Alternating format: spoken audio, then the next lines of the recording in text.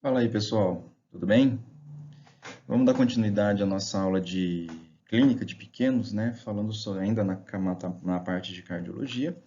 Vamos abordar agora, continuando ainda, né, na insuficiência cardíaca congestiva, só que com relação agora à sua fisiopatologia, né? Que fisiopatologia nada mais é do que o estudo dessas funções do nosso corpo, dessas funções do organismo, na verdade, o estudo da função do coração, né?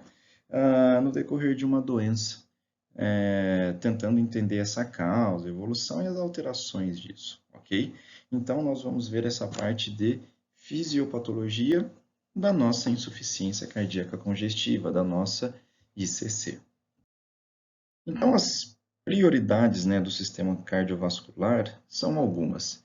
A primeira delas é manter pressão arterial, ok? Então, a primeira prioridade do sistema cardiovascular é manter pressão arterial. Se eu tenho pressão arterial, significa que eu tenho perfusão. Se eu não tenho pressão arterial, não tenho perfusão tecidual. Consequentemente, eu deixo de levar até os meus tecidos tudo aquilo que é necessário para o correto funcionamento das nossas células, né?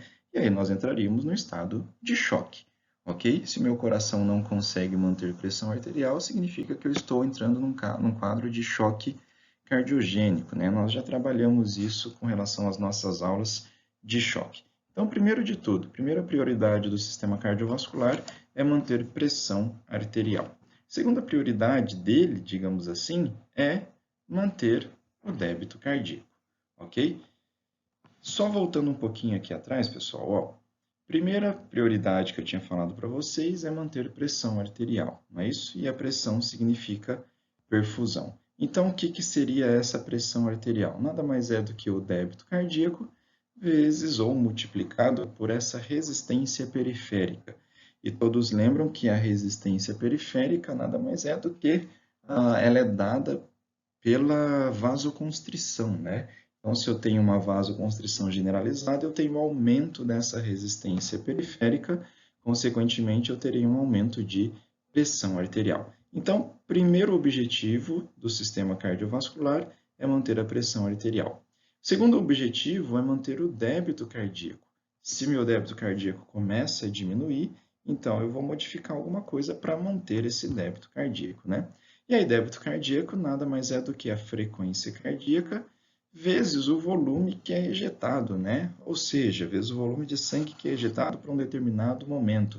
E podemos destrinchar isso ainda mais em contratilidade, pré-carga e pós-carga. Lembrando que pós-carga nada mais é do que essa resistência periférica e pré-carga nada mais é do que volemia. Nós já abordamos isso lá nas aulas passadas também. Então, se meu débito cardíaco está baixo, eu vou modificar alguma coisa nessa equação para manter o meu débito cardíaco, ok? E temos também a outra finalidade do meu sistema cardiovascular é o quê? Manter a pressão venosa. Essa é a última das suas prioridades, né? Primeiro eu vou manter pressão arterial, depois débito cardíaco e, por último, eu vou manter a nossa pressão venosa, ok? Isso é as prioridades, ou essas são as prioridades do meu sistema cardiovascular. Então, nós temos alguns mecanismos compensatórios para manter aquelas prioridades do sistema cardiovascular. Então, vamos pensar assim: se o meu débito cardíaco diminui, qual que é o mecanismo compensatório que eu posso ter, baseado naquela equação que eu mostrei para vocês, para aumentar ou para manter o débito cardíaco? Primeiro de tudo, não está escrito aqui, mas se eu aumento a frequência cardíaca, eu vou aumentar o débito cardíaco.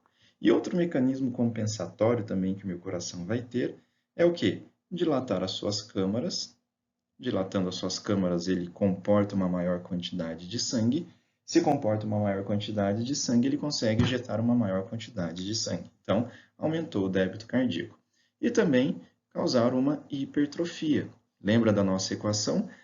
Débito cardíaco também ela é toda aquela equaçãozinha, né, dividida pela pós-carga. Então, se eu aumento a capacidade de contração muscular deste coração, ou seja, se eu tenho uma hipertrofia, eu vou vencer essa pós-carga. Então, eu vou melhorar, consequentemente, o meu débito cardíaco.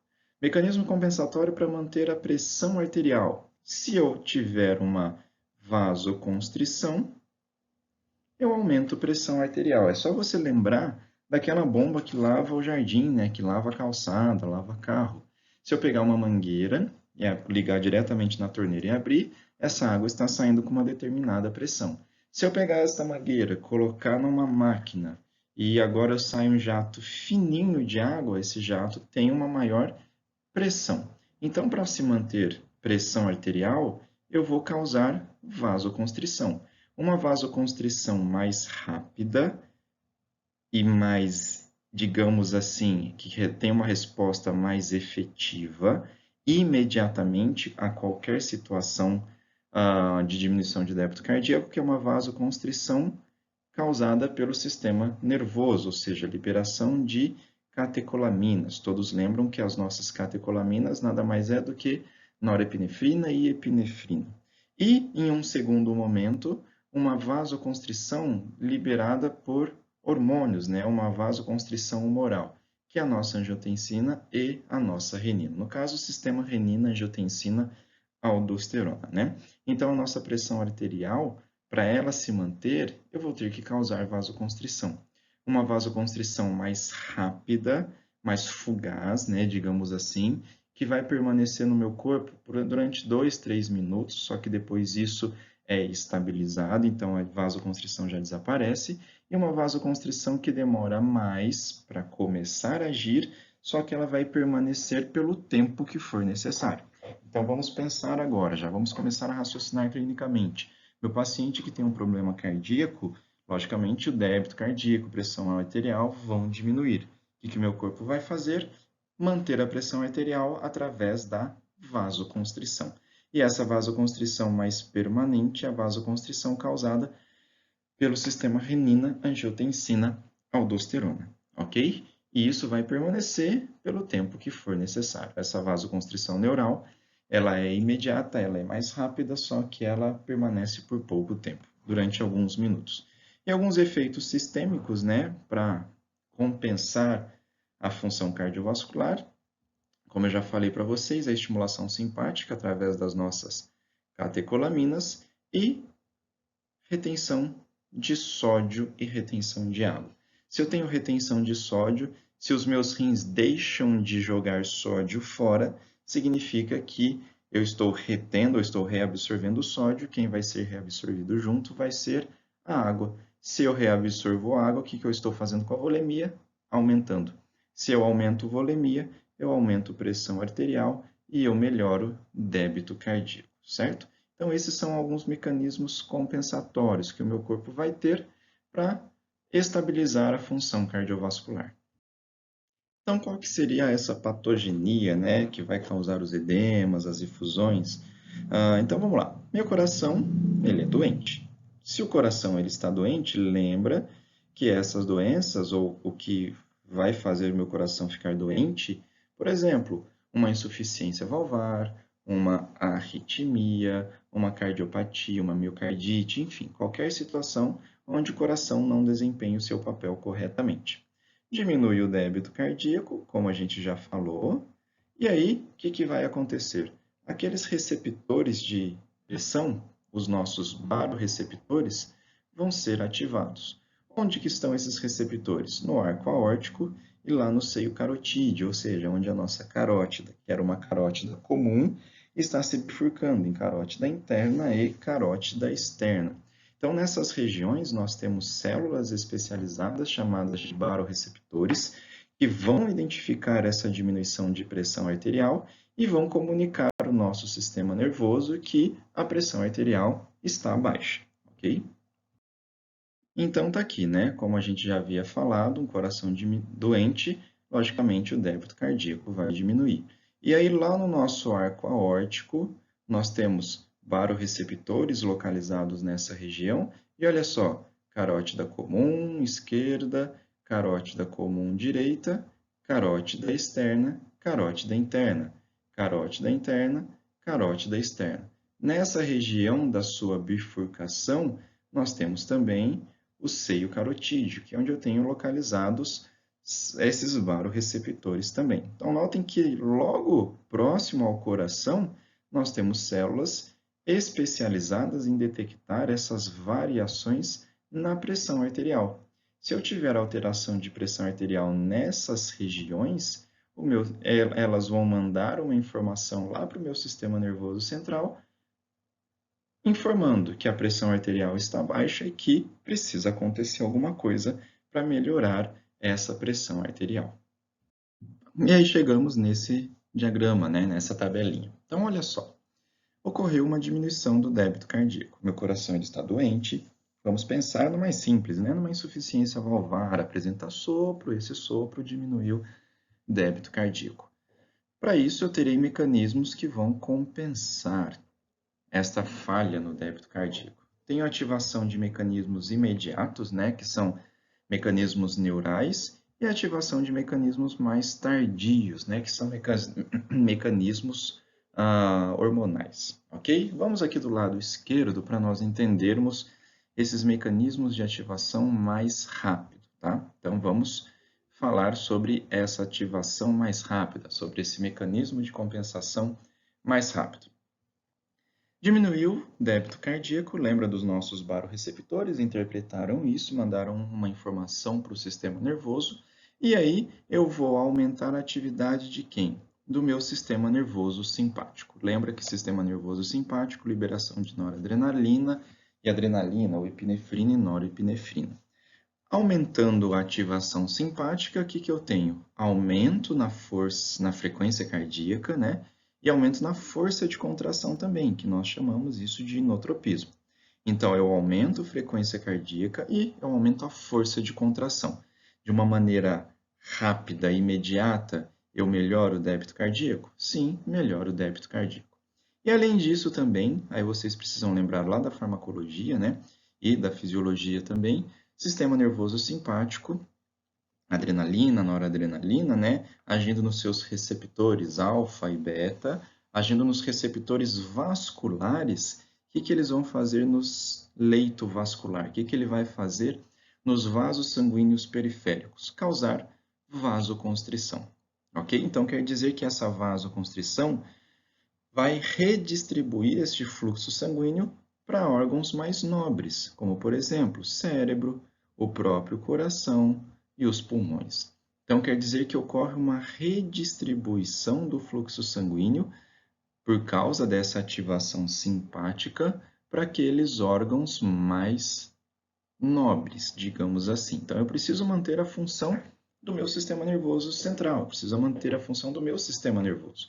E para manter a função desse sistema nervoso, eu preciso manter fluxo sanguíneo, perfusão tecidual. Não é isso? Então, agora olha só. Se ocorrer uma vasoconstrição periférica, o que eu estou aumentando? Eu estou aumentando aquilo que nós chamamos de pós-carga. Lembra que pós-carga nada mais era do que a força que esse ventrículo tem que fazer para vencer essa resistência vascular periférica?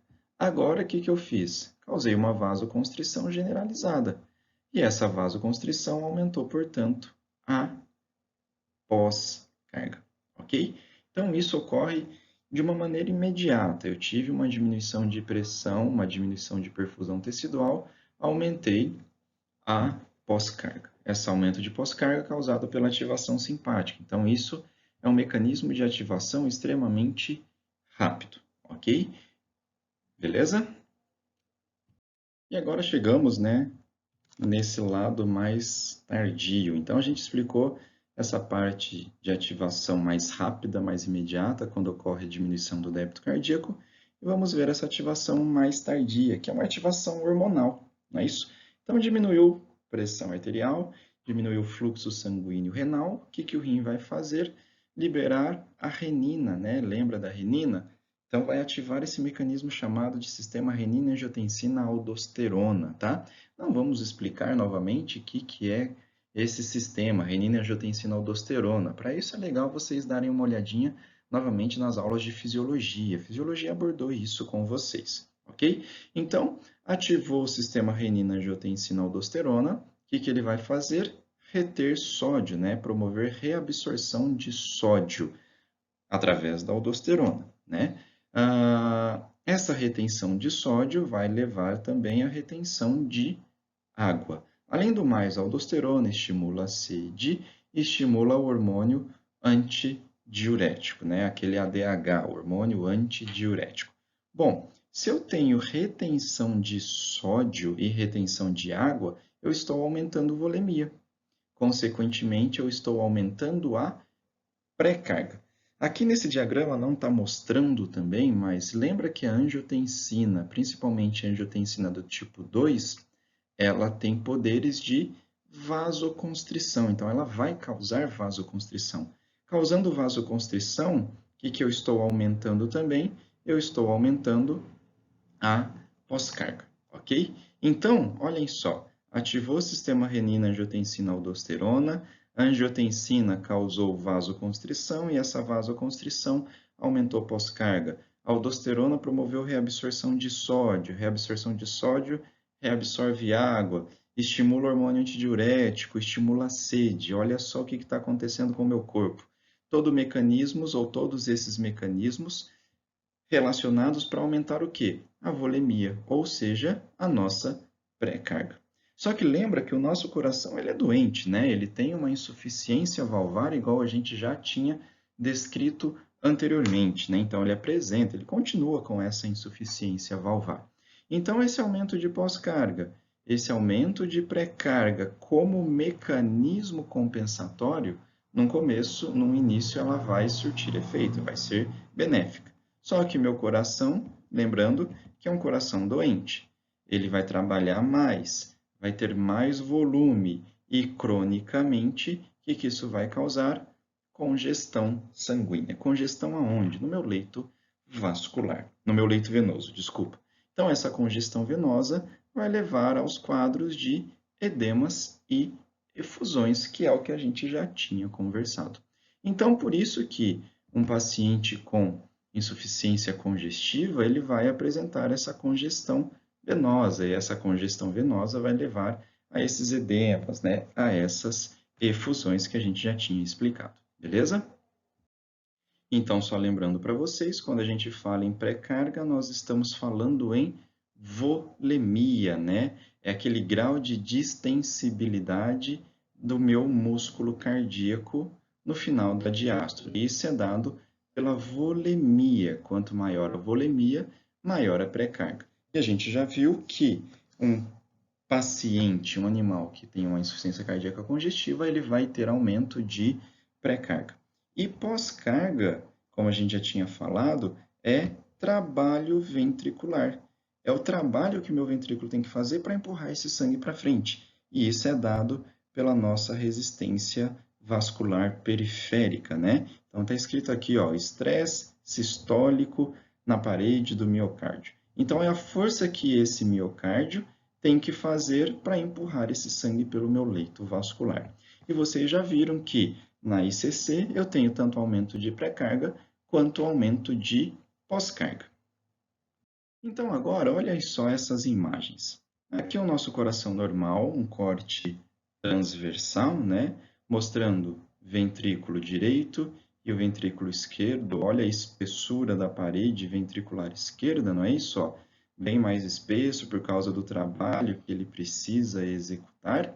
Então, isso é o normal. Se eu tenho aumento de pré-carga, pré-carga significa volemia. Então, se eu tenho aumento de volemia por causa da ativação do sistema renina, angiotensina, aldosterona, tudo aquilo que a gente já viu, o que vai ser necessário ocorrer com as nossas câmaras cardíacas? Será necessário que elas se dilatem.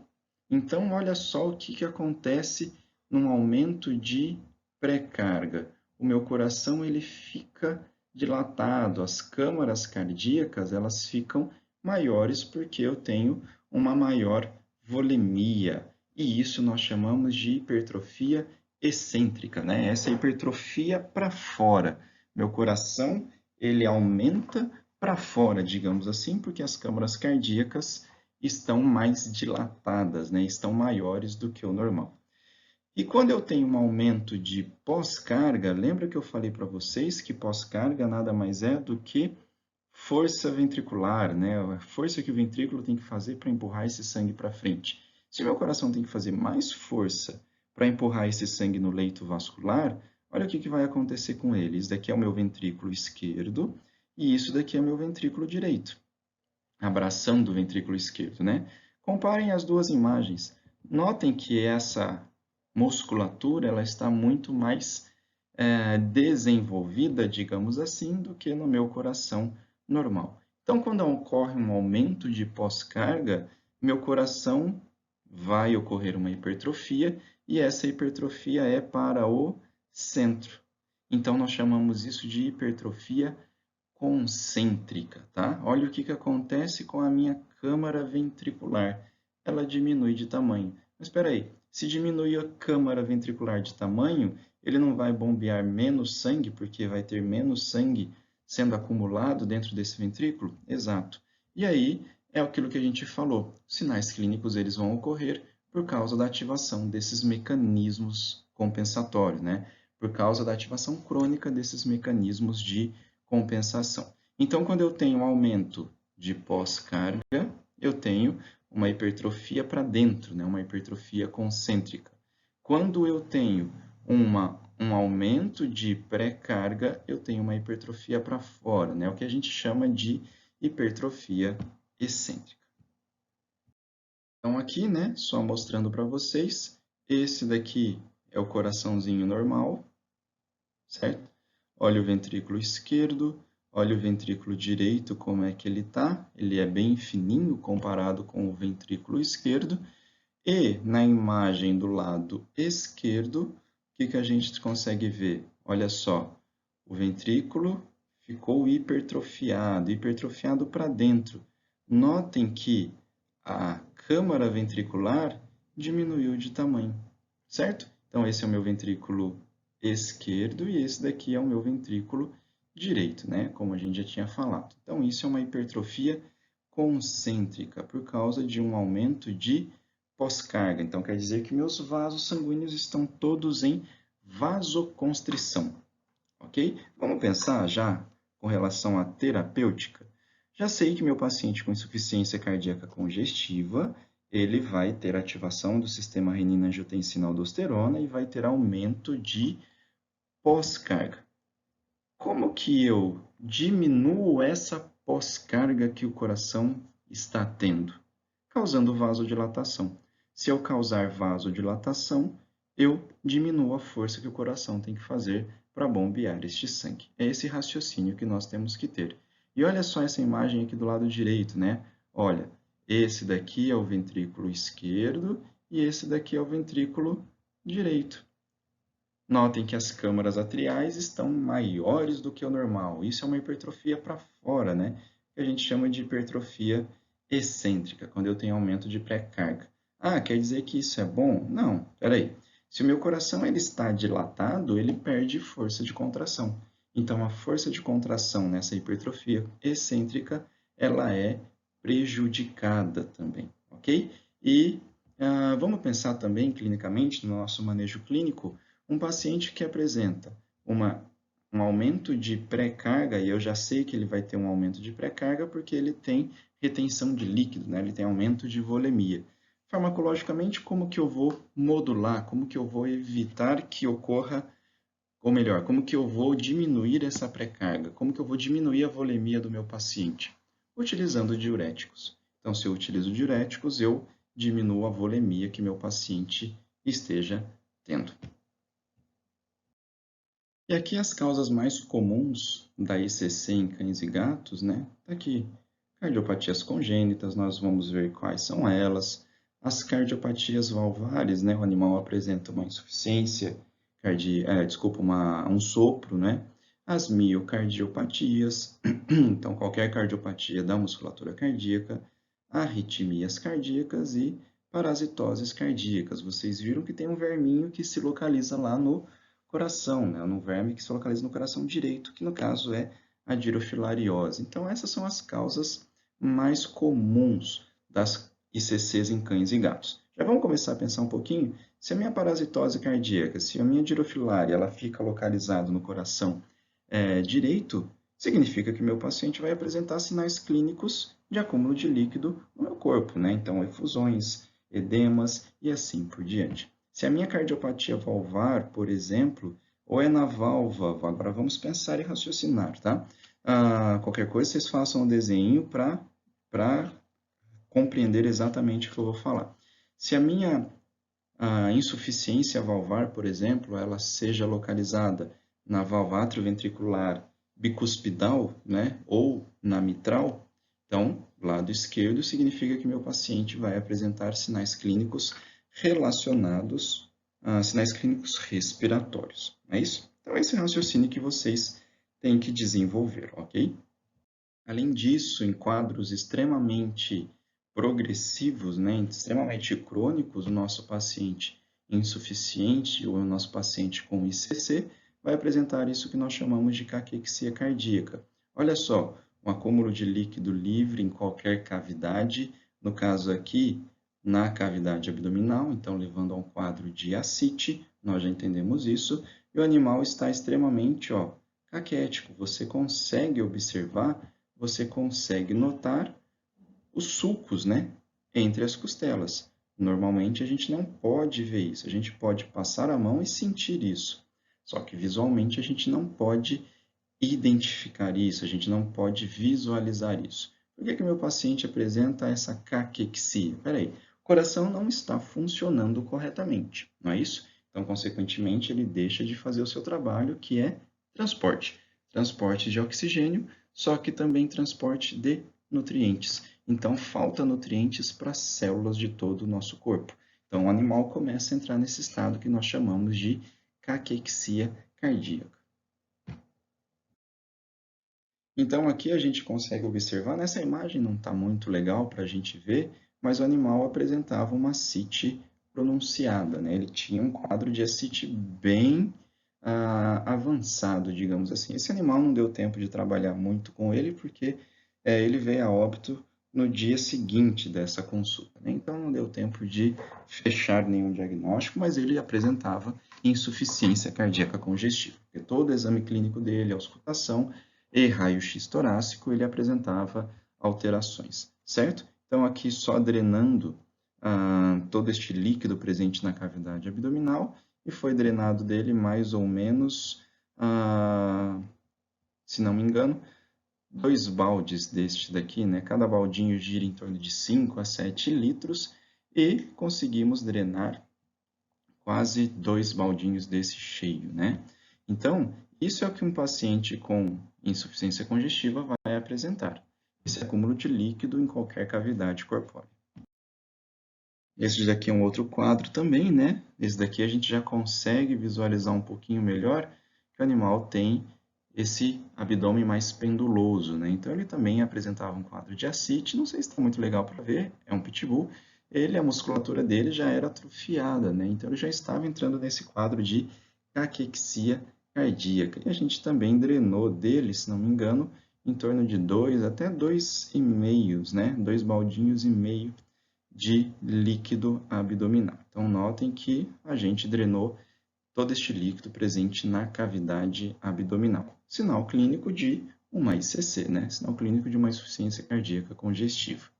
Aqui o raio-x dessa pitbull, né? Notem que, olha só, tudo isso daqui é o coração. Vocês já tiveram diagnóstico por imagem, vocês sabem como que é um raio-x do tórax de um cachorro, né? No caso. Olha esse coração como é que ele está. Totalmente redondo, né? Então esse animal apresenta uma dilatação, uma cardiomiopatia dilatada? Podia apresentar também, né? Só que a gente tem que entender o seguinte, em volta do coração nós temos o saco pericárdico, não é isso? E esse saco pericárdico está formando uma cavidade chamada de cavidade pericárdica, não é? E nessa cavidade pericárdica nós temos um monte de líquido acumulado. Por isso que o coração ele apresenta esse formato redondo, né? Parece uma bexiga certinha, só que na verdade nada mais é do que acúmulo de líquido dentro desse saco pericárdico. E aqui nessa imagem, pessoal, que a gente está vendo é basicamente a mesma coisa, né? Essa sim é do pitbull, tá? Aquela primeira imagem, a imagem anterior, que também mostrava um coração globoso, era daquele cachorro preto, ok? Esse pitbull ainda ficou vivo por uns 3, 4 meses de tratamento. Depois ele veio a óbito, né? Melhorou, ganhou massa muscular, melhorou toda a sua condição física, né, no caso. Então aqui, ó, o que a gente está conseguindo ver é esse coração extremamente globoso. Ele está dilatado? Não, não está dilatado. Pode estar dilatado também, lógico, mas ele tem um acúmulo de líquido, tem uma efusão pericárdica gigantesca, né? E aqui a gente consegue visualizar, ó, a traqueia sendo deslocada dorsalmente, né? Então, além de todo o tratamento, eu preciso tirar esse líquido de dentro desse saco pericárdico, né? Se eu tenho líquido em volta desse coração, esse líquido evita ou dificulta o relaxamento dessa fibra muscular, né? Dificultando o relaxamento, o coração não se enche de sangue. Se ele não se enche de sangue, ele não bombeia o sangue corretamente, ok? Então aqui aquele pitbull, né? Agora aqui drenando, né? Todo esse conteúdo sanguinolento, sanguinolento, presente lá no saco pericárdico, não é isso? A imagem radiográfica do tórax desse animal, depois que ocorreu a drenagem, notem que agora a traqueia já não está mais deslocada. O coração, logicamente, está aumentado de tamanho, né, pessoal? Mas a traqueia já não está deslocada dorsalmente. Então, aqui só para a gente ter um comparativo, né? Ó, a traqueia chega aqui e desloca, e aqui já a traqueia já não é deslocada dorsalmente. Infelizmente, eu não consegui chegar num diagnóstico preciso, porque a proprietária não tinha condições de exames complementares, né? Não podia fazer um ecocardiograma, não podia fazer nenhum exame a mais que confirmasse ou que possibilitasse o fechamento do nosso diagnóstico. Então, aqui, alguns sinais clínicos que o animal pode apresentar, por causa da diminuição do débito cardíaco, vai apresentar cansaço e fraqueza, né? Lembra que eu vou ter ativação do sistema simpático e também a nossa angiotensina do tipo 2 vai causar vasoconstrição.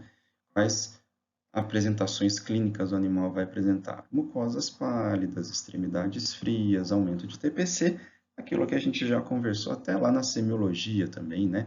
E por causa dessa retenção de sódio, retenção de água, os edemas, né? Ou o acúmulo de líquido em qualquer cavidade corpórea, edema pulmonar, edema em membros, efusão pleural, ascite e assim por diante. Não é isso? Então, esses são sinais clínicos correlacionados, correspondentes com o animal com ICC. Ok, pessoal? Isso nada mais é do que fisiologia, tá?